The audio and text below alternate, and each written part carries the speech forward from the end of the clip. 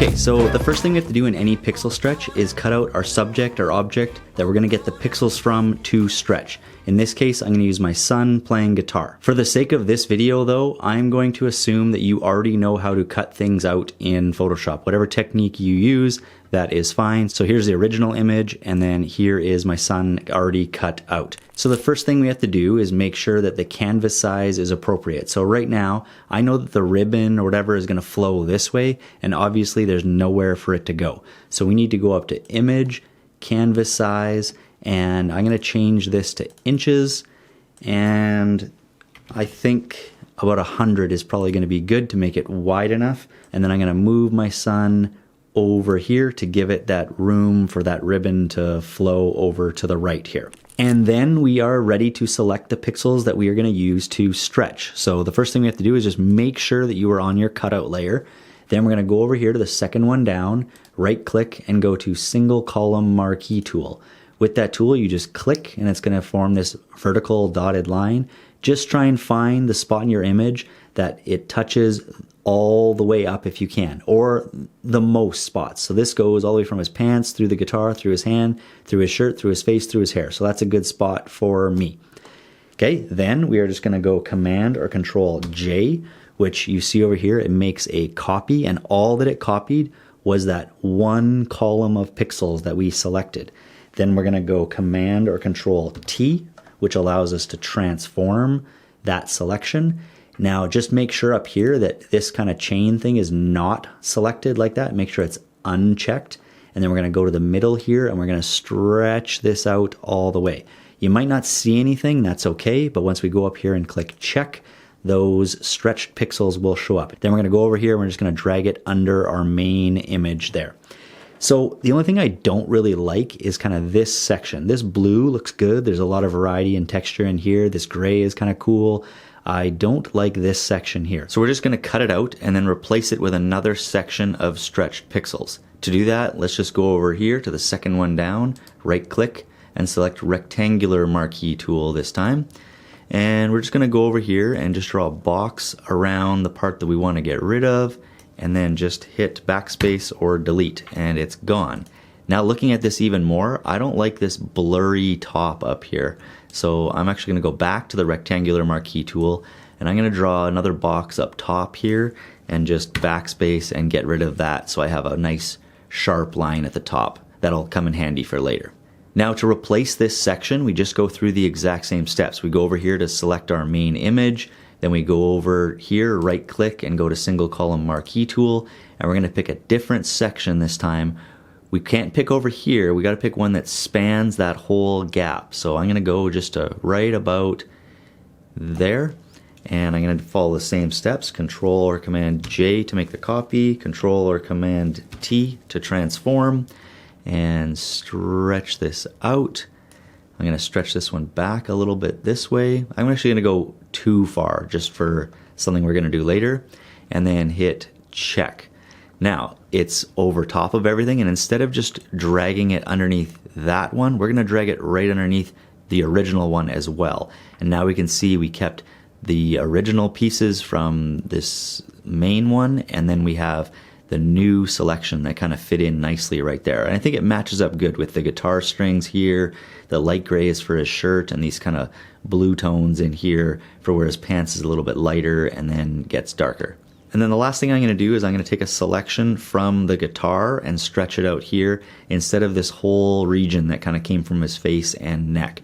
So again, we go back to our original image, we make sure we're on the Single Column Marquee tool, and I'm going to make a selection right about there. Then I'm going to go Control or Command J, Command or Control T to stretch it out, and I'm going to bring this one right across and then right back to his face over here. Click check, and then bring it under. In this case, there's still this little gap right there, so I'm just going to go to the Move tool and just hit my down arrows until I kind of fill in that gap. And now all we have to do is combine those layers together to make one kind of pixel stretched section. So I'm going to go over here, I'm going to hold Control, and I'm going to select all three of the layers that I have, and then I'm going to go Control E. And that puts them all together as one layer here. Next, we're gonna warp our stretched pixels. So we make sure we're on that layer, we go up here to edit, we go down to transform and warp. So you don't wanna leave it zoomed in like this. You probably wanna go Control minus and zoom yourself out a couple times so you have more space to work with. And the first thing I like to do is grab this top corner and bend it down. Okay, and don't worry, see there's my kind of extra pieces. That's okay, that we'll just stretch it a little bit more later. So just bring this one down. Then I like to take this one, the bottom corner, and stretch that one up a little bit. So we can already see it kind of bending in there. Now you just got to play around with each of these toggles and each spot to kind of see what they do. And then when you think you have everything where you want it, just click check. Now that looks pretty good at this point, except if we look over to the left, I have some parts of my pixel stretch sticking out. You might have that too. We want everything coming from the right. So if you have anything over here, we want to get rid of it. We want to erase it. The eraser tool is just over here. Just click on it, go up to the top here, make sure that you have a reasonably sized eraser, fairly big, and that the hardness is at 100 and the opacity is also at 100. Then you just erase all the extra bits that we don't need over here to the left. Now that we've taken care of that, let's add some depth to our pixel stretch by adding some shadows under here and some highlights up here. To do that, we go down here to this little box with the plus in it, and we're going to add 2 layers, one for our shadows and one for our highlights. So on this one, which is going to be the shadows, let's change our blending mode to multiply, and for the highlights, let's change it to screen. Then let's go over to our pen tool so we can make a selection around this curve right here. So let's zoom in a bit, and I'm going to put my first anchor point right about there. This next one, make sure you click and drag it out, and that allows you to curve it to kind of match the curve that we've already created with our pixel stretch here. I'm going to zoom out a few times, and I'm just going to make a larger selection around all of it right back to where I started. Then anywhere on the line, I'm going to right click and select Make Selection. Keep the feather radius at 0 and click OK. That gives us the selection that we need to be able to put in our shadows over here without putting anything on this part, which is going to be for our highlights. So remember, our shadows layer is this layer, the one that has multiply on it. Then we're going to go over to our brush tool, click on this little color thing, and let's pick a dark tone from our pixel stretch over here. Click OK. And now all we're going to do is we're going to make a shadow here, but we can't have it as like a solid brush like this, right? So we have to go up top, make sure it's a fairly big brush, but drop the hardness right down to 0 now, and the opacity down to like 10 to 15, somewhere in there. And then all we're going to do is brush from this dotted line out.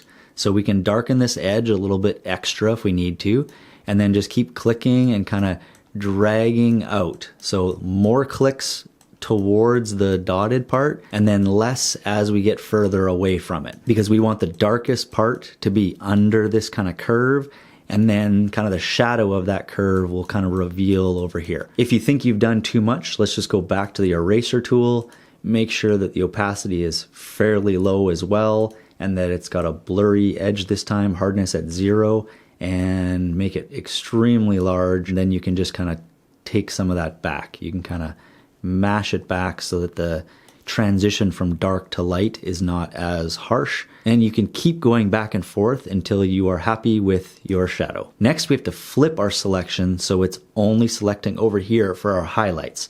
So to do that, we're going to go up to Select, and we're just going to go to Inverse. And now we'll only be able to affect this area over here and not impact our shadows that we just made. But we have to make sure we go over to our highlights layer now, the one that has screen on it. For the highlights, we're going to go back to the brush, but now we're not going to use a dark brush. We're going to pick a lighter section from our image, so maybe this yellow here, and I'm just going to brighten it up a little bit more. Click OK. And then we're going to go back and make sure that our hardness is at 0 still, and opacity still at 10 to 15, somewhere in there. Just drag along this one this time and create some lighter kind of sections here, because this is where the light is probably hitting, and we want to kind of brighten it up a bit. And then again, just keep going back and forth between the eraser and the brush until you are satisfied with your highlights. Now we just have to clean up these little remnants that we might have from when we painted in the shadow. To do that, just go over to your pixel stretch layer, hold Control, and then click on the little icon,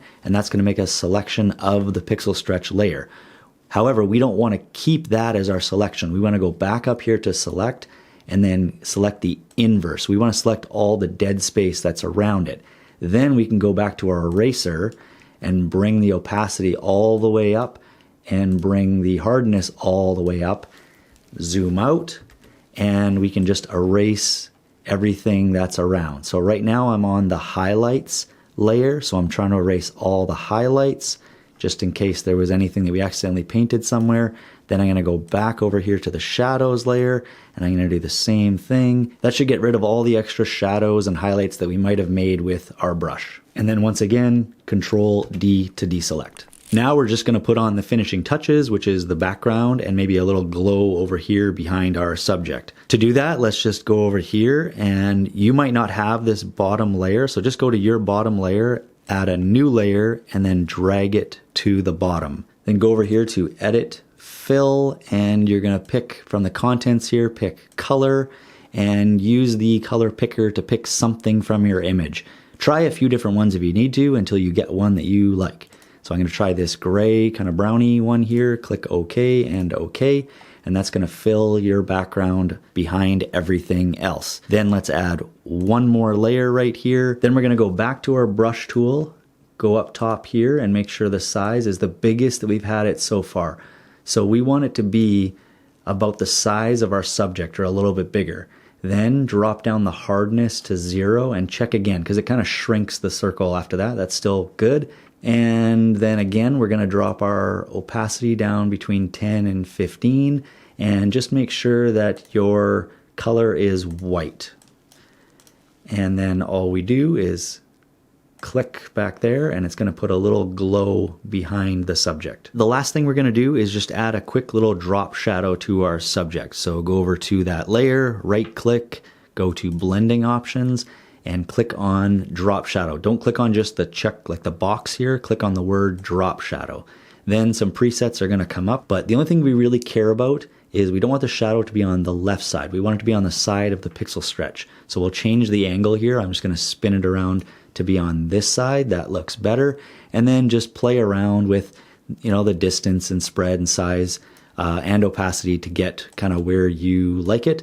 If you want to check to see what it looks like before and after, just click the check mark again so you can see with the shadow and before. So I think that looks pretty good and okay. All right, so there you have it. That's all the steps you need to make a pretty cool pixel stretch in Photoshop.